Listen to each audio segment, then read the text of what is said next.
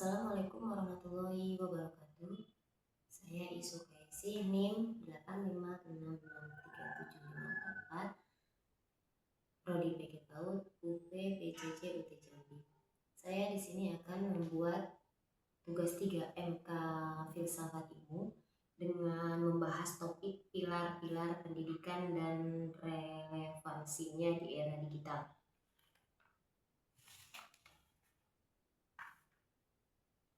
Berikut adalah analisis mendalam mengenai pilar pendidikan berbasis pemikiran filsafat pendidikan Ki Hajar Dewantara untuk memenuhi tugas mata kuliah filsafat ilmu. 1. Makna pilar dalam konteks pendidikan.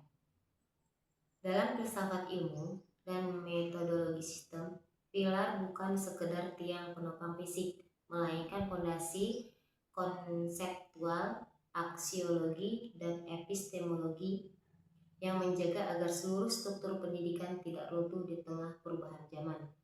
Jika sistem pendidikan diibaratkan sebagai sebuah bangunan, maka kurikulum, fasilitas, dan regulasi adalah dinding dan atapnya.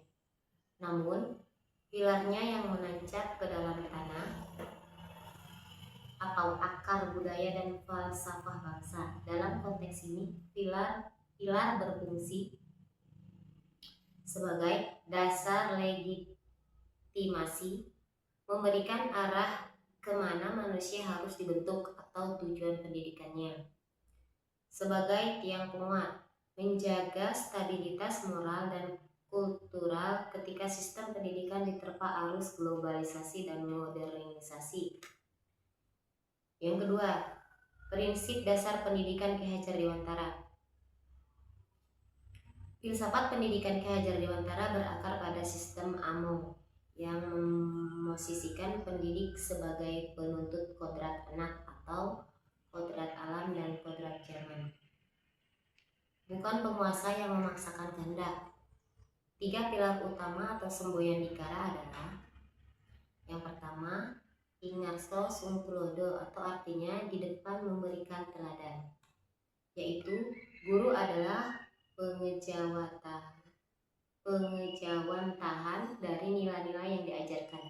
Dimensi aksiologinya adalah etika dan moralitas normatif. Yang kedua, Ing Madya Mangun Karso, artinya di tengah membangun semangat atau kehendak, yaitu hubungan guru dan murid bersifat dialogis, horizontal. Pendidik hadir sebagai fasilitator yang membangkitkan motivasi intrinsik peserta didik untuk meneliti dan belajar. Yang ketiga, Tut Wuri Handayani, artinya di belakang memberi dorongan, yaitu pendidik memberikan ruang kebebasan bagi peserta didik untuk mandiri, berekspresi, dan berkembang sesuai potensinya, selama tidak membahayakan dirinya sendiri. Poin yang ketiga yaitu analisis relevansi dan tantangan di era digital. Filsafat ilmu menuntut kita melihat realitas secara kritis. Era digital membawa pergeseran ruang eksistensial manusia dari fisik ke virtual. Berikut analisis kontekstualnya. Yang A, pembelajaran daring. Relevansinya, Ing Madya Mangun Karso sangat relevan di sini. Pembelajaran daring membutuhkan kemandirian tinggi. Guru tidak bisa lagi mengawasi murid secara fisik, sehingga mereka harus mampu memantik internal drive murid melalui desain ruang belajar virtual yang interaktif. Tantangannya, terjadi defisit kehadiran fisik. Guru kesulitan menerapkan Ingarso Sung Tulodo karena interaksi dibatasi oleh layar monitor. Contoh aktualnya, saat kamera dimatikan atau kamera off selama Zoom, kedekatan emosional runtuh dan proses menuntun menjadi mekanis. Yang B, literasi digital. Relevansinya, Tut Wuri Handayani berarti membiarkan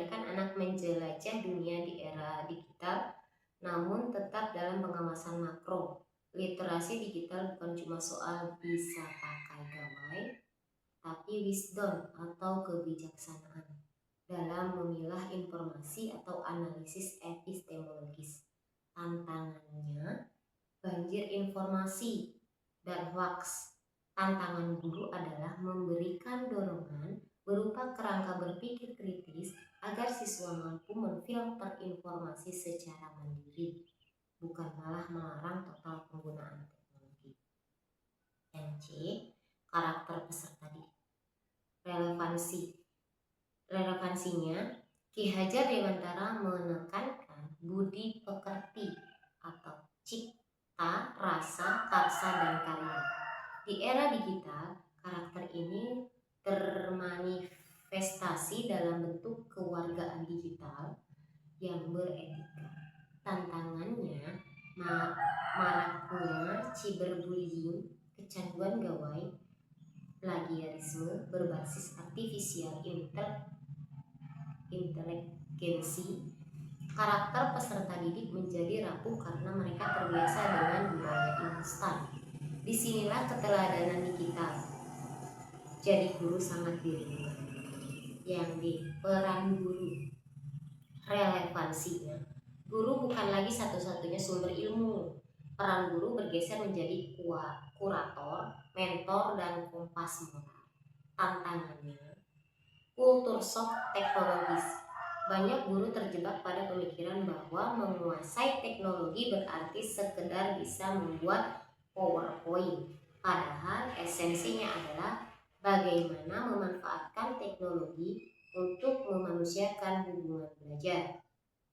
Yang keempat, refleksi singkat menjawab persoalan pendidikan nasional saat ini. Saat ini pendidikan nasional kita menghadapi paradoks. Di satu sisi kita mengejar digitalisasi, skor PISA, dan otomatisasi. Namun di sisi lain kita menghadapi krisis karakter, polarisasi digital, dan kesenjangan akses. Filsafat Ki Hajar Dewantara adalah jawaban fundamental atas persoalan ini melalui pendekatan humanisme teosentris atau kosmis. 3 pilar Ki Hajar Dewantara mengingatkan kita bahwa 1. Teknologi adalah alat, manusia adalah tujuan, yaitu digitalisasi atau kurikulum merdeka, platform merdeka mengajar tidak akan bermakna tanpa transformasi jiwa guru yang bersedia menjadi among atau penuntun. Yang kedua, keseimbangan kodrat. Pendidik tidak boleh tercebur dalam akar budayanya atau kodrat alam Indonesia, meskipun sedang mengadopsi teknologi global atau kodrat Jepang. Tantangan pendidikan nasional saat ini bukanlah ketiadaan teknologi, melainkan disorientasi filosofis dengan menjadikan Ingarso Suntulodo, Ing Madya Mangunkarso, Tutwuri Handayani sebagai pilar penguat, maka digitalisasi pendidikan tidak akan melahirkan manusia-manusia robot yang pintar secara kognitif, tetapi hampa secara moral, melainkan melahirkan manusia seutuhnya atau well-being. Sekian. Assalamualaikum warahmatullahi wabarakatuh.